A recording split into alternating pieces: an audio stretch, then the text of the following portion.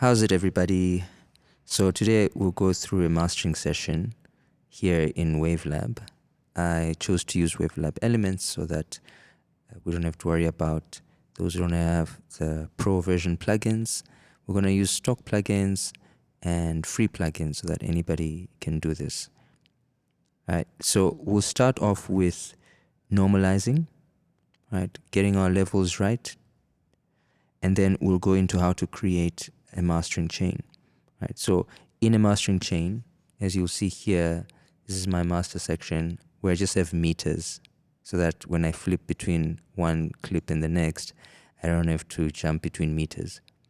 The plugins or processors that are specific to each song go under the inspector, under the clip section. So you'll see here is my signal chain for this first song. Okay, so we'll talk about how to create a signal chain and make sure that all the plugins are working together as one unit or function together. So we'll go through each one and talk about how to get them to work together. Then we'll talk about how to listen, what to listen for, and how to address issues that come up. So if you process something with one plugin, say an EQ, it might expose some other issues, and then the next plugin might have to deal with those issues. We'll jump between EQ, saturation, compression, and limiting, mostly. But we'll also use our analyzers, our meters, to make sure that we are on the right track. We can get the song nice and clear, and we also get the song nice and loud. Right, so let me play you a little bit of the song. It's a song that I mastered for someone about a year and a half ago, so it's not exactly the same process that I used, exactly the same plugins that I used. Obviously, I worked on in a different DAW with different plugins, but the logic is the same, is similar, and the processors, the style of processing is similar as well. So I want you to get the principles out of this and use those to create your mastering chain.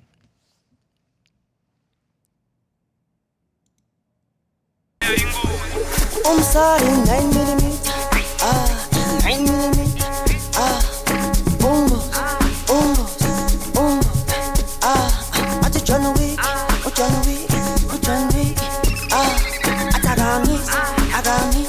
I got miss. Right, so that's a snippet of what the song sounds like now. I'm gonna bypass all of the plugins and you see where we came from.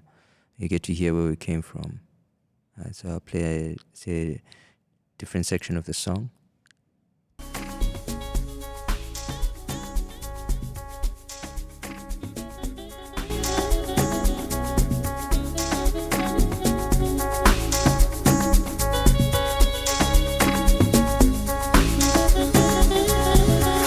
Sorry, 9mm, 9mm,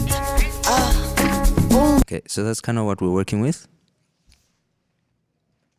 And like I said, in the master section is where I have meters. I have a free meter here, K meter, that you could use. It's just a very simple meter to use when you want to judge your loudness. So we'll talk about that as well. Just remember to set it to K12 for mastering. So you can use that. You could also use the Ulin loudness meter, also free meter, to check your LUFS levels. I don't have it on this machine, so here I just have this one inside, but it just gives me LUFS levels here, the integrated loudness. That's kind of what we want to look at, and our peak levels as well at the end. So we'll talk through this whole process. What I'll do now is actually create a new version of this session so you can see how I started and all my steps from then. So I'll go to File, New, and here in Wavelab, you just choose Audio Montage, and you can choose your sample rate here. So I can switch the level meter here on the top left to my file browser, and I'll show you where I got the song. So here's my 2 tracks here, and here I get to see what sample rate they're in. So depending on how you want to work, if you want to keep it the same sample rate, you could do that. But in this situation, we want to upsample. I just want to show you how that would work. So here I would upsample to 48K. I would create that session. Then we'll just give it a name and choose the destination quickly. So I have a folder here on my desktop. I'm just gonna throw it in there, in this folder here. And then I'll create the montage. So depending on how you load the files, Wavelab might ask you to stagger the files. So you have them top to bottom, left to right in this format here. It just helps you create crossfades and just evaluate the transitions from one track to the next. So if it doesn't give you that option, you could always create a new track here if you right click or just click the plus button there and create a new stereo track. So now if I bring these files in,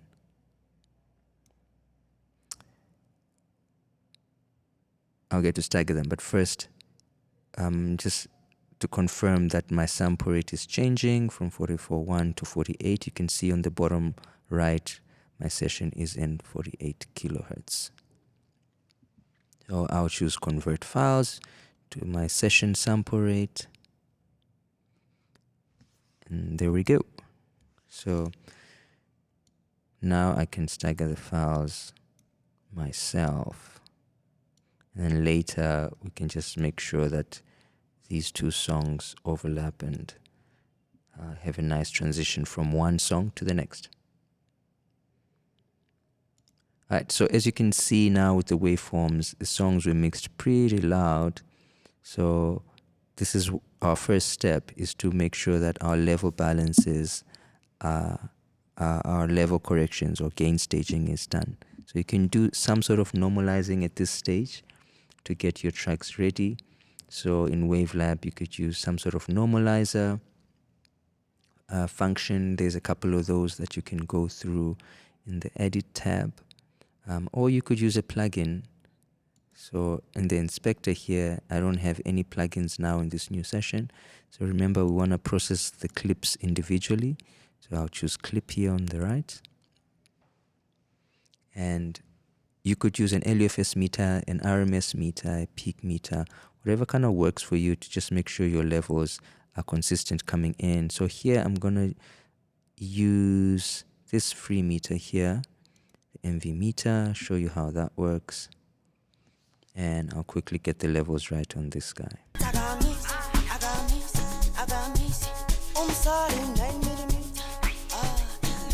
Alright, so I'll do a rough guess of this file as well and just compare the two songs.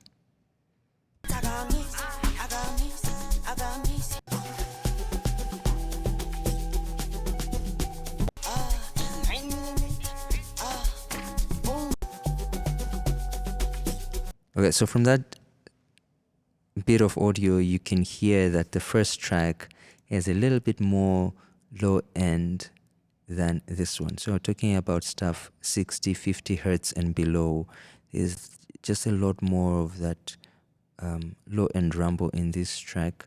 So first thing is I might want to just create a balance between those two. Right, so I'll start with an EQ after that. After my level balance or my normalizing, I'll bring in an EQ and just deal with the first issue that I came across. Alright, so now if I compare these two, they're a little bit more similar in the low end. So after that, another issue seems to have arisen. Our perception now of the high end is enhanced, and I'm hearing a lot more sibilance in this track.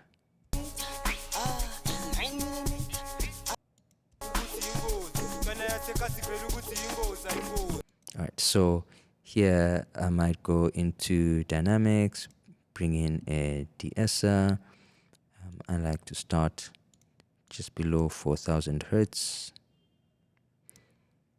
I'll switch off the auto threshold so I can control it myself. Let's see if I can get a little bit of a smoother high end with these settings.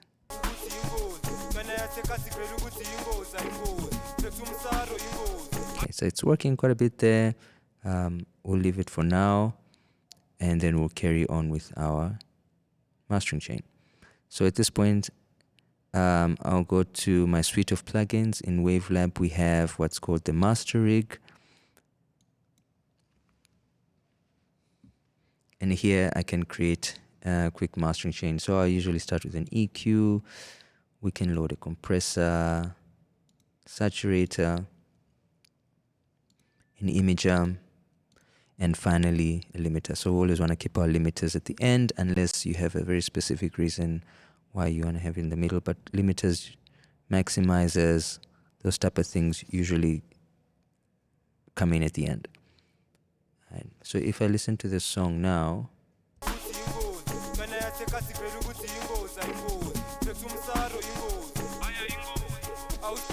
and say you're struggling to figure out what to do next, one of the ways to get a better perception of what's happening in the song is to try and push its loudness and see how loud you can get it. All right, so talking about loudness, it's usually helpful to have a couple of limiters, 2 or 3, and split the work between them so that not one limiter is doing all of the gain reduction. That tends to give you very overcompressed type of sound. So you get more subtlety and transparency by sharing that workload with 2 or sometimes 3 limiters. So here I will add another limiter. So if I go to dynamics, I can add a limiter here. Let's try that one. And let's try a different one. Let's go to dynamics and we're going to add a maximizer.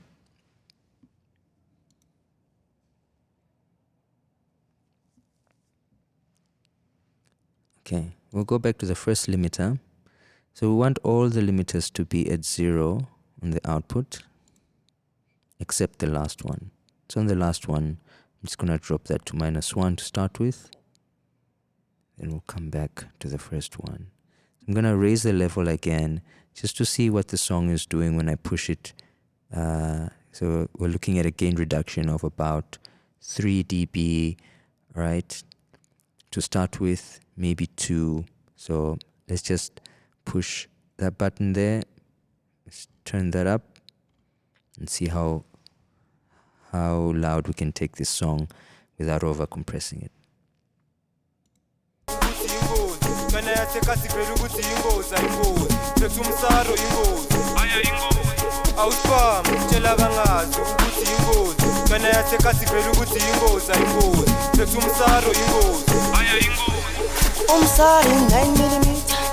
So we're getting about a dB, just under 2 dB here. You can see in the reduction here. You can click on that to reset it.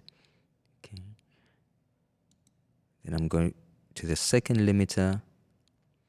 This one has an auto-release function. I'm not going to use that. It's a bit of a fast song that we're listening to, a groovy track. So I want to maintain that kind of pulse of this song. So I'll start at like 150, 200, somewhere in between that, and see what that gives me. So that I have my release sort of in time with the song. Again, we keep our output at 0. I'm going to push the signal into the limiter and see if I can get maybe another 1 or 2 dB gain reduction here.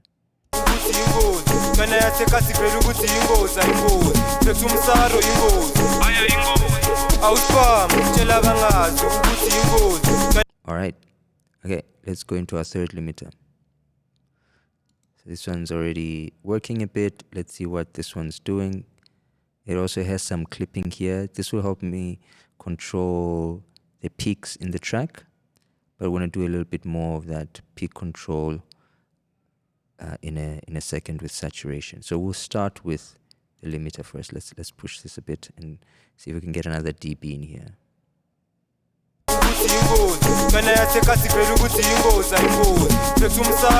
Getting like 3.5. I'll leave it there. I won't change anything for now. After we work on the track a little bit more down earlier in the chain, this number will will drop a bit, and then we can push it a bit further if we need to. Okay, so let's listen to the track and hear what our tonal balance is like. We fixed that low end thing, that rumble in the low end with this shelf, but it exposed a bit of the high end here. We tried to correct that with the de-essing, but maybe I can put a static EQ here just to control some of that harshness. So I was hearing some harshness around 2.5 here, and a bit here at about 3.5, and yeah, we can start with that. I'll also put a cut here in the top because we don't really need some of this high stuff above 16,000 hertz. So let's see what this sounds like.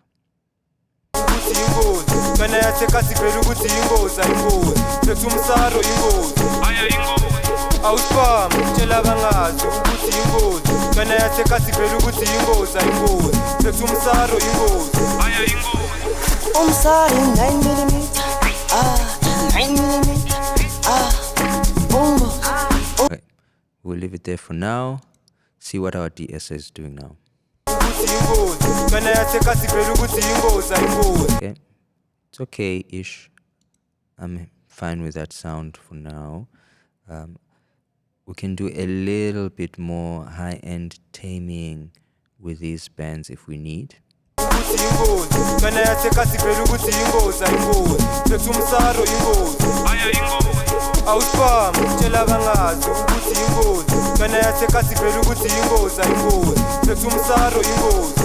And if you have a dynamic EQ, this is also a good place to use that. Just on those parts of the song where certain things pop out so they're not consistent, you could use a free dynamic EQ like the Nova EQ from Tokyo Dawn. That also is a good option. Right, so from here, I would go into some sort of compression or saturation. It's up to you which order you want to do this.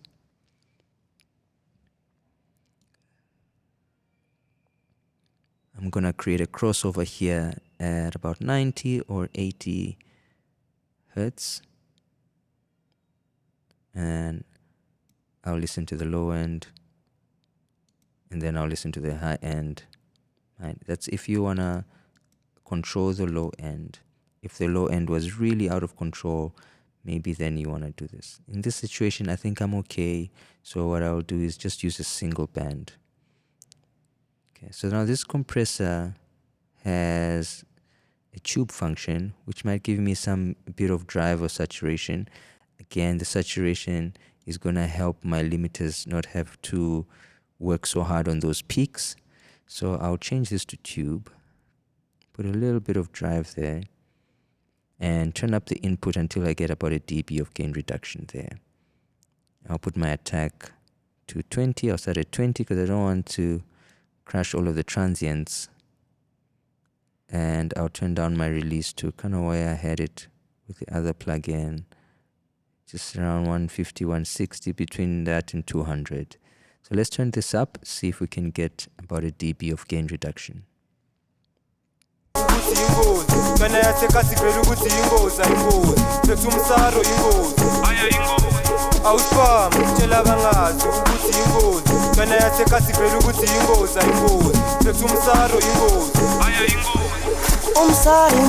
It's bringing out a little bit of that groove as well, so that's fine. So I'll leave the saturation where it is. The mix knob is at 100%, so I'm not doing parallel compression here, just full-on compression. I'm also keeping an eye on my limiter reduction here. We're kind of still okay. We don't want to push it too much above 3 initially dBs of gain reduction. Right, now let's go to our saturation. So I can split this so that my low end and my mid-range are saturated separately, especially if you want to control the peaks, tame the peaks on the high end separately to the lows. You might want to do that. I'll stick with my tube vibe that I'm going with, and I'll put the mix to 100% because I don't want to do it in parallel in this situation.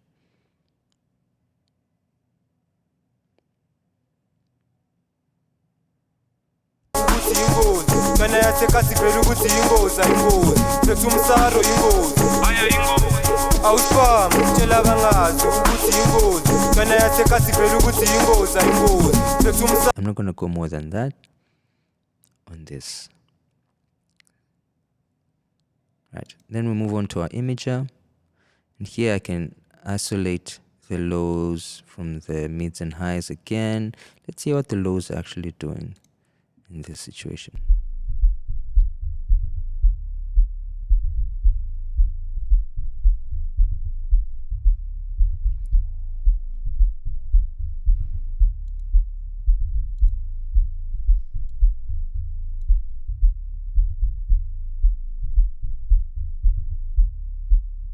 Okay, so you can see here in the left and right meter, center, left and right balance, you can see that our signal is leaning a little bit to the left channel. So the left channel is a little bit louder than the right. So something might have happened there with the mix. Maybe the person's one speaker is not calibrated equally with the other. So we want to correct that, make sure that the low end thumb is coming from the center equally so it works well in mono, and the voice also, we just want to check that and make sure it's not doing the same thing. Let's solo the mids and highs.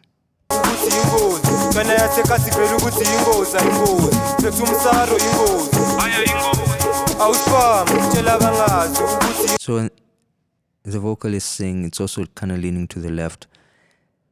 So we want to address that. So we could pan this a little bit to the right and see if that works. Pan both sides to the right. Or we could go to our first plugin, just this one, and drop the level of the left side so that it balances with the right. Two ways of doing it. Let's try the pan, see what we get. I'll just listen to the lows.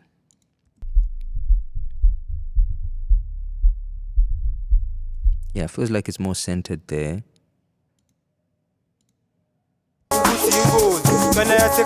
Yeah, it's more centered. So we could do that. Could just shift everything slightly to the right. Or if I switch these off, we could have done unlink this. If you have a plugin that can separate the left and right levels going into your chain, you can drop this a little bit on the left side. So let's see what that looks like here. Yeah, that's more center. Alright, so two ways of doing it. It's up to you how you want to do that. Alright, so in this situation, I'll keep the first one and then I'll keep this at 0. Alright, and I'll solo the low end here. And then let's look at our correlation meter here and see if the signal is phasing.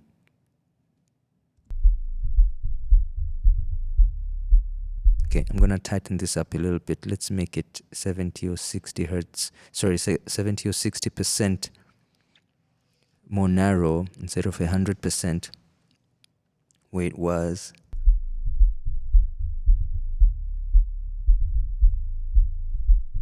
Just to tighten it a little bit. You could also spread a little bit of this side here because I don't think it's going close to 0. So in this situation, you could spread this out a little bit if you wanted to as well, maybe 8% on the highs. But again, we don't want our low frequencies to be phasing out or leaning so much to the left and right sides of the stereo spectrum. Okay, the song is sounding a little bit bright, so you could also just go back to an EQ here and just manage that as well.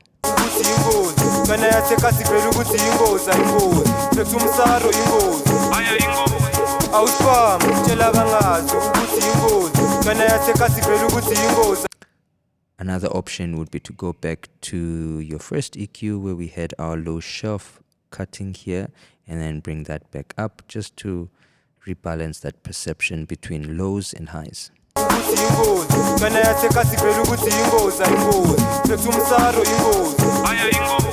We can play another part of the song just to check. The song is equally as loud from in each section. If it was a typical, verse, chorus, bridge type of song, like a pop song, would stick to just the loud section, maybe the chorus. But in this situation, can jump through any part of the song. Let me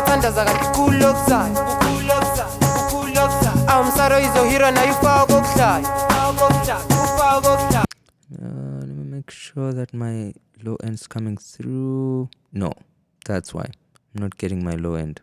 So just remember, if you solo a band, just to unsolo that, just be careful with that. All right, let's listen to it now.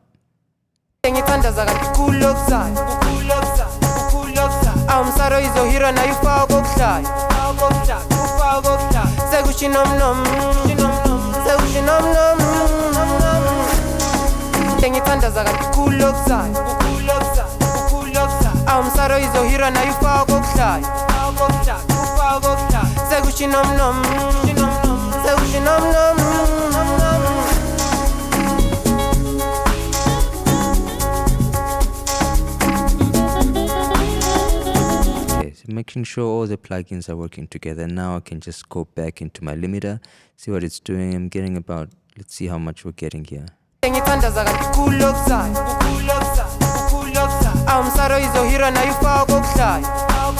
about 3 dB of gain reduction. Right, so some of that saturation and drive is obviously pushing into the limiter. So let's drop that a little bit. Okay.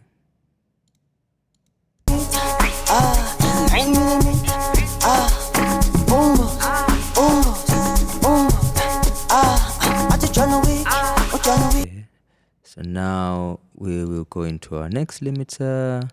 Let me just show you here on the inspector. I'm on this limiter here, second limiter. See what this one's doing. Make sure our gain reduction isn't going above 3.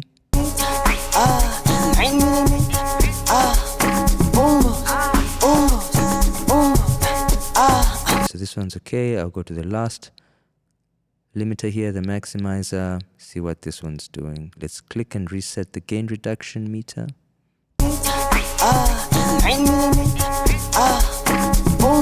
Okay, it's pushing it just a little bit more above 3.5. So maybe let me drop that a little bit, 24. Okay, so at this point, I will go to my master section, check my K meter. So remember, on the K meter, we set it to K12, and that means that when the signal hits yellow here and a little bit into the red, it's kind of loud enough. Let's hear and see what this is telling us now.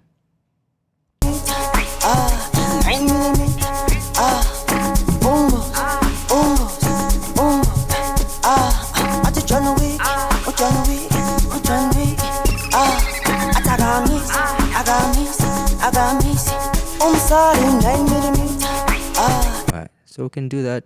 You can then use one of your free LUFS measurement meters, or if you have a built-in one in your software, you could use that just to check the LUFS levels. You can use the Ulian loudness meter.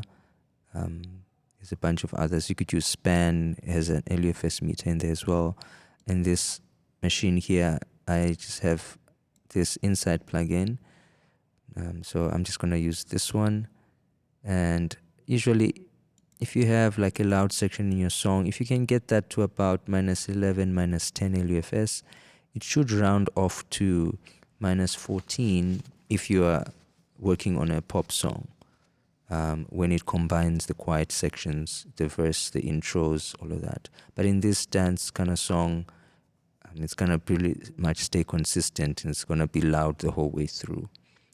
But yeah, let me just check the integrated LUFS level, and then we're going to look at our peaks here as well on the left, and that will tell us if we need to change the output of our final limiter.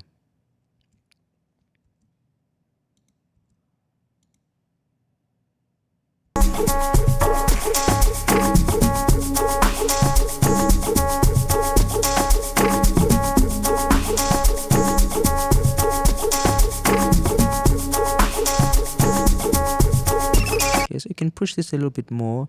But you can see here, even though my output was -1, and you see that it tells me it's -1, it means these meters are not true peak meters, right? So you want to have a meter that is a true peak meter to make sure that you're not getting in close to zero. True peak, remember, gives you an approximate of what the signal will peak at when it plays on various devices and sound systems in commercial situations. So let's go back to our inspector. I'm gonna go to our maximizer and I'm gonna drop this a little bit more just so that our peaks levels are adjusted.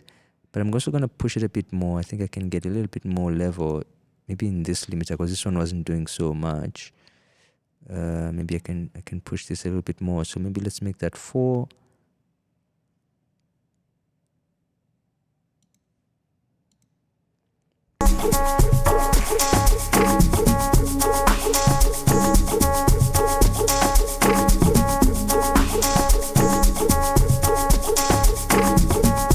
And I'll kind of be okay with that. So at this point, depending on how you want to export your track, you probably want to, in this particular software, go into sample rate conversion. I mean, other softwares you might have a slightly different workflow. So here I can do some sort of resampling. I can turn on this guy. I'm already in 48K sample rate. So if I wanted to go, say, to like a Redbook CD standard, there, so songs pass down this chain, get resampled, and then they go into dithering as our final effect. So in the search here, if I just type dither, I can get this dither plugin that's built into the software. And say I was doing CD, if you're into CD still, you can just choose your settings there, and song get resampled. And then when you render, you're gonna give it a name, //CD, create a CD folder, and make sure your format and all of that is set correctly. It's gonna export the active track at this point. So just make sure you go through these settings and be aware and be sure that it's not exporting the entire session as one long track. You want to have obviously individual tracks exported. Right, so that's your basic workflow. I'm going to switch off the resampling in this situation. If I wanted to upsample as well, I could do that here. Go back to the inspector. So at this point, we haven't worked on track number 2, but this is kind of the easier part. Because you have had a good start with the first song, all you can do is go to menu or find a way to just copy all these plugins, go to the next clip and paste them, right? So if there are other plugins, you can just replace them here. In this case, I'll just insert these. And then I'll compare the loud sections, make sure the tonalities are the same between lows, mids, and highs. And my loudnesses are generally the same. So let's compare these. Umsari 9mm, 9mm, umbo, umbo.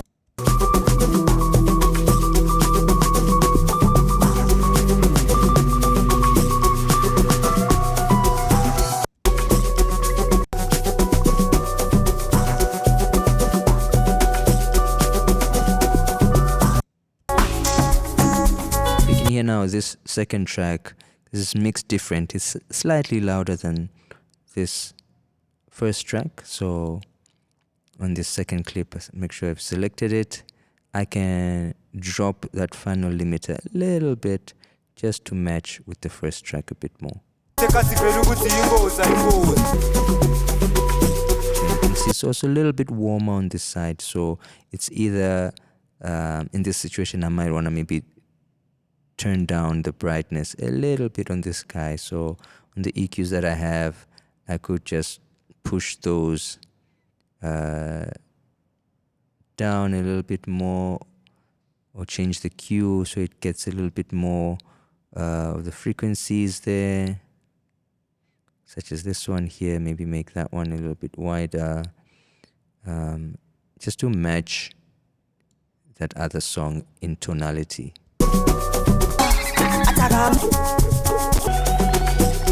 So we want to have these obviously playing together in one EP, working together well in one EP. So at this point, I would then play through the entire song, all the songs from start to finish. I will go to my metadata and start naming things correctly, giving them the right names, and any text that needs to go into the tracks.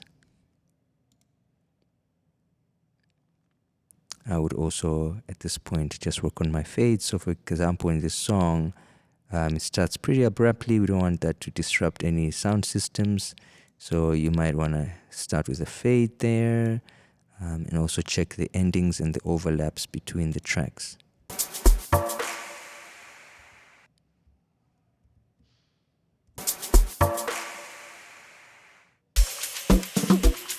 So say something like that.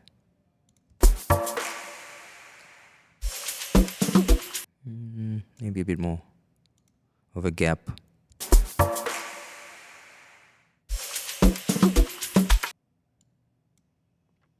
Whatever works musically, you can then do that there. Right, and the ending over here. This one is a little bit long, so maybe we shorten this one.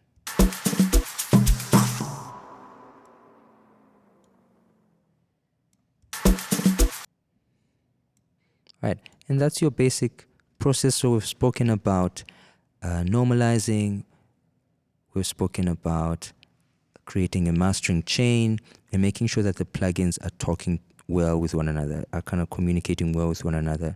So you want them to function as a whole. So you have to do a little bit of jumping from one to the other. Then we spoke about managing levels. You know, if you want to kind of get a better sense of the song, pull up your levels, use a limiter, pull up your levels, and then spread the load between at least 2 limiters. Then other issues tend to start getting exposed. Maybe things are too bright, maybe the low end is overloading your limiter. Then you want to address those things accordingly with your EQs, and just go back and forth between them, and making sure everything is just doing a little bit to add up to the final song. So if we remove all the processing, just one time quick.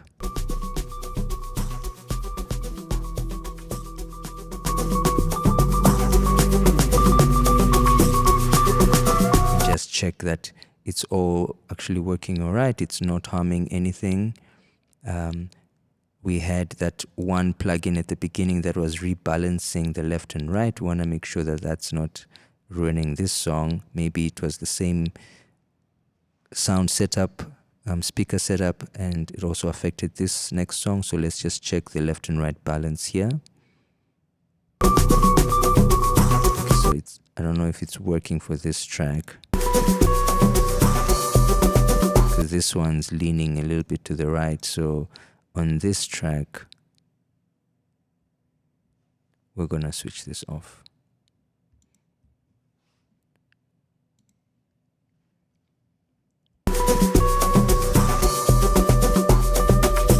Yeah, now it's more centered.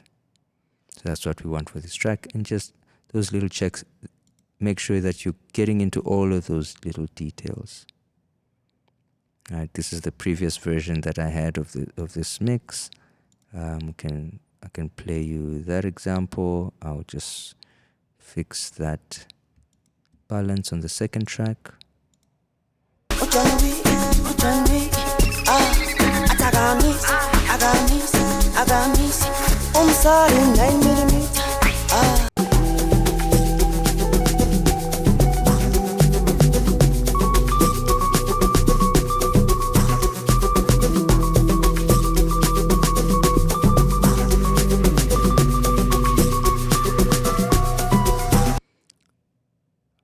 Right, so from there you can render your tracks. Remember, you clients will probably need in your exports an MP3 folder, so a version exported in an encoded format, such as MP3 320.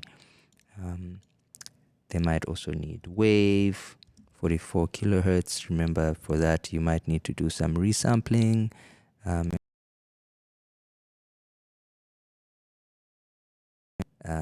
Have your dither obviously on while exporting. You might also want an export in the same sample rate of your session, or maybe you're upsampling to something else like 96K. You can then have a render for that. So just have those folders ready to give to someone if needed. Make sure you're exporting in the right formats, and that will be your mastering chain. Hope you got something from that. All the best.